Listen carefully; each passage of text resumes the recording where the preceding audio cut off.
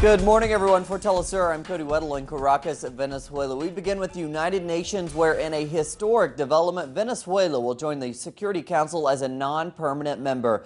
Despite only needing 122 votes, Venezuela obtained 181 out of the 193 voting countries. The Venezuelan government says it seeks to push forward policies that contribute toward building a multipolar world. It will be the 5th time that the country has held a seat at the Security Council. Venezuelan officials say the vote shows that the Venezuelan government's foreign policy is widely supported by the region.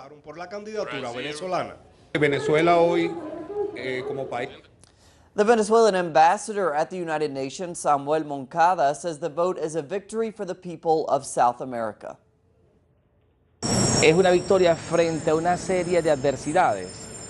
Usted lo vio en febrero, todos los venezolanos lo vieron. This is victory in the face of adversity. We saw what happened in February. All of the Venezuelans saw it. The enemies of Venezuela from outside and from within wanted to destroy Venezuela from outside and from within. Lying, killing innocent people, burning schools, destroying universities, giving the impression that the country was about to explode. Lies were said everywhere. Against that campaign, we have worked hard. Staying in Latin America, we go to Brazil, where candidates Dilma Rousseff and Aécio Neves faced off in their second televised debate on Thursday. During the debate, Rousseff revealed evidence linking Neves to corruption in the state where he was once a governor. Rousseff also showed links between Neves's party and the current ongoing corruption scandal in state-owned oil company Petrobras. Both candidates remain neck and neck ahead of the second round of presidential elections to be held on October 26th. And in Mexico, ongoing protests demanding justice for the 43 disappeared students have reached new heights. Students have taken over the town hall in the area where the students were last seen. Other university students across the country joined them in solidarity, taking over their local town halls. The 43 disappeared students were last seen in custody of police forces. Worker unions and other political movements are joining the students in their campaign to take over the country's town halls. On Thursday, Argentina launched its first domestically built communications satellite, the ARSAT-1. The first satellite. Argentina has successfully launched a new satellite into orbit. Only 7 countries have built and operate their own satellites. The SAT-1 is the first of 3 more other satellites which Argentina will blast into orbit within the next 3 years. The satellite will provide internet, telephone, and television services to remote regions of the country. The coverage will extend to neighboring countries Chile, Paraguay, and Uruguay. Entertainment offerings in Latin America. As the UN's food and agricultural body observed World Food Day on Thursday, it commended advances made by Bolivia and Venezuela in tackling hunger as it marked the day. The struggle to ensure quality food for all has seen malnutrition in Bolivia halved, with the country now complying with missions that include schemes to provide the country's 4 million children and youth with healthy food. But sadly, not all countries have made such advances against hunger. In Honduras, small farmers known as campesinos gathered to call for support from their government on Thursday. For more on their demands, we go to our Central America correspondent, Gerardo Torres. Campesino groups from all over Honduras gathered in Tegucigalpa for a forum and demonstration in front of the National Congress. They accused the government of abandoning them, producing hunger, and allowing landowners to use violence against them to take their land. There is no support. A government campaign called Live Better is a total lie. More than 76,000 families that were affected by the drought have not received any support. In some places, the authorities sent bags with food, but that was only a palliative answer. Bread for today and hunger for tomorrow. This year, a long-lasting drought affected all of Central America. In Honduras, more than 380,000 persons are actually suffering great difficulty to access food.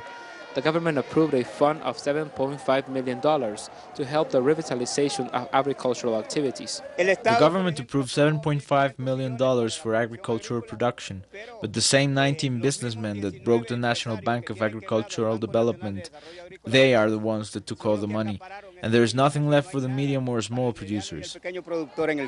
Campesinos can't access the funds because they are asked to provide guarantees above what they can afford. Campesinos also pointed to a larger problem affecting the entire Honduran population. There is an even bigger phenomenon that has to do with mining activity and land ownership. Our indigenous groups are being affected by the construction of hydroelectric projects and the planting of monocultures for agribusiness. This endangers our food sovereignty. In the last 4 years in Honduras, more than 100 campesinos have been killed because of land-related conflicts. Almost 400,000 are suffering hunger. Thursday, they demanded the approval of an agrarian reform law that they presented to the National Congress in May this year. But there has been still no response from the deputies yet. Gerardo Torres, Telesur, Central America. And thanks to Gerardo. Taking a look around the world this morning, in Syria, the town of Kobani, under siege by the Islamic State for weeks, appears to have been mostly retaken by Kurdish fighters. Islamic State militants have reportedly retreated from strategic posts in the town. Reports from the ground claim that Kurds now control 80% of the city. The Syrian-Turkish border town gained worldwide attention following the resistance. Many speculate that Turkey has failed to help the town out of fears that any strengthening of the Kurds there could embolden Kurdish separatists in its own borders. U.S. Reserve soldiers are preparing for deployment to West Africa to join the 4,000 U.S. troops already there. They will be based in the countries most affected by Ebola. President Barack Obama gave the green light to the measure on Thursday. Meanwhile, the United Nations made an urgent appeal to the global community to increase aid to fight the Ebola virus, as donations have so far fallen far short of the amount needed.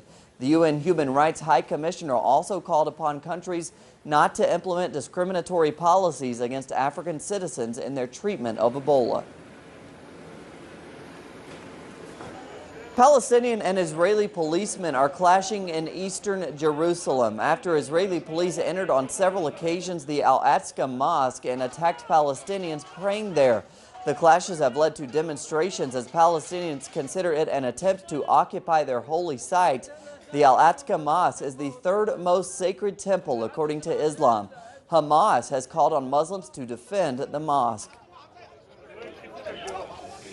On Fridays, we take a look at Cinema, a new film released by acclaimed Mexican director Luis Estrada titled The Perfect Dictatorship opens this week.